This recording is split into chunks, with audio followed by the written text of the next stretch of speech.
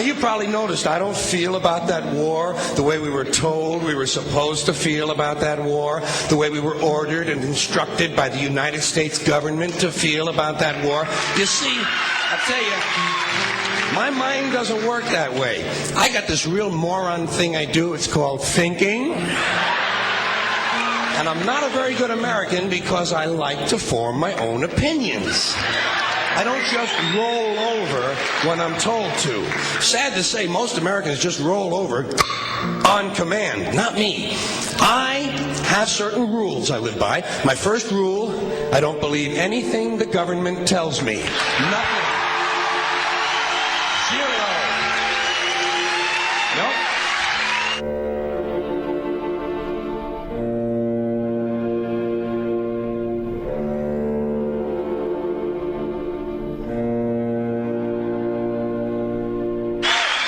And I don't take very seriously the media or the press in this country, who in the case of the Persian Gulf War were nothing more than unpaid employees of the Department of Defense, and who most of the time function as kind of an unofficial public relations agency for the United States government.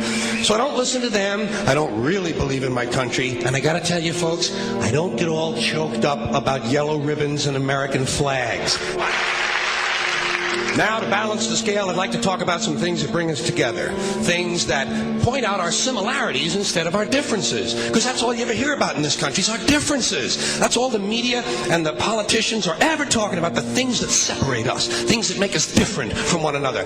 That's the way the ruling class operates in any society. They try to divide the rest of the people. They keep the lower and the middle classes fighting with each other so that they, the rich, can run off with all the fucking money. Fairly simple thing happens to work. You know, anything different, that's what they're going to talk about. Race, religion, ethnic and national background, jobs, income, education, social status, sexuality, anything you can do, keep us fighting with each other so that they can keep going to the bank. You know how I describe the economic and social classes in this country? The upper class keeps all of the money, pays none of the taxes. The middle class pays all of the taxes, does all of the work. The poor are there just to scare the shit out of the middle class. Keep them showing up at those jobs. Politicians know that word. They use it on you. Politicians have traditionally hidden behind three things: the flag, the Bible, and children. No child left behind. No child left behind. Oh, really? Well, it wasn't long ago you were talking about giving kids a head start. Head start, left behind? Someone's losing fucking ground here. But there's a reason. There's a reason. There's a reason for this. There's a reason education sucks, and it's the same reason that it will never, ever, ever be fixed. It's never going to get any better. Don't look for it. Be happy with what you got. Because the owners of this country don't want that. I'm talking about the real owners now. The big, the wealthy, the real owners, the big wealthy business interests that control things and make all the important decisions.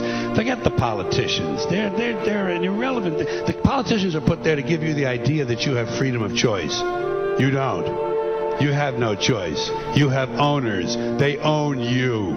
They own everything. They own all the important land. They own and control the corporations. They've long since bought and paid for the Senate, the Congress, the state houses, the city halls. They got the judges in their back pockets, and they own all the big all the big media companies. So they control just about all of the news and information you get to hear. They got you by the balls. They spend billions of dollars every year lobbying to get what they want. Well, we know what they want. They want more for themselves and less for everybody else. But I'll tell you what they don't want. They don't want a population of citizens capable of critical thinking. They don't want well-informed, well-educated people capable of critical thinking. They're not interested in that. That doesn't help them. That's against their interest. That's right. You know something? They don't want people who are smart enough to sit around the kitchen table and figure out how badly they're getting fucked by a system that threw them overboard 30 fucking years ago. They don't want that. You know what they want? They want obedient workers. Obedient workers.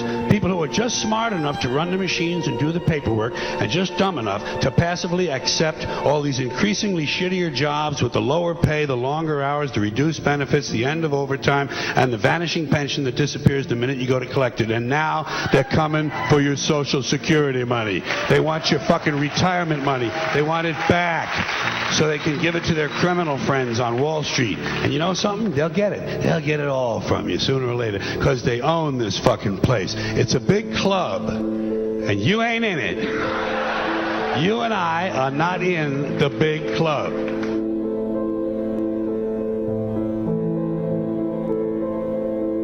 The greatest form of control is where you think you're free when you're being fundamentally manipulated and dictated to. One form of dictatorship is being in a prison cell and you can see the bars and touch them. The other one is sitting in a prison cell but you can't see the bar, you think you're free. What the human race is suffering from is mass hypnosis. We are being hypnotized by people like this. Newsreaders, politicians, teachers, lecturers. We are in a country and in a world that is being run by unbelievably sick people. The chasm between what we're told is going on and what is really going on is absolutely enormous. The greatest hypnotist on planet Earth is a oblong box in the corner of the room. It is constantly telling us what to believe is real. Historically, the control and manipulation of political opinion has been the Freemasons' main weapon in gaining control of countries and states. Once in control of the rulers and politicians of a country, laws and political structures could be changed in accordance with their agenda. However, since restricting the body does not necessarily mean restricting the mind, the Freemason recognizes that their plan for a global government hinges completely on subduing the masses to their agenda, and thus eliminating opposition to their cause. And the greatest threat to their plan, posing more danger than any army or law, is the threat of a free-thinking mind. In order to eliminate this threat and to achieve their objective, the Masons have set about the boldest plan ever devised: the complete control of every aspect of human life, your life. And the weapons they are using against you are in your very homes, entertaining you and your children, and gradually indoctrinating you without you even realizing.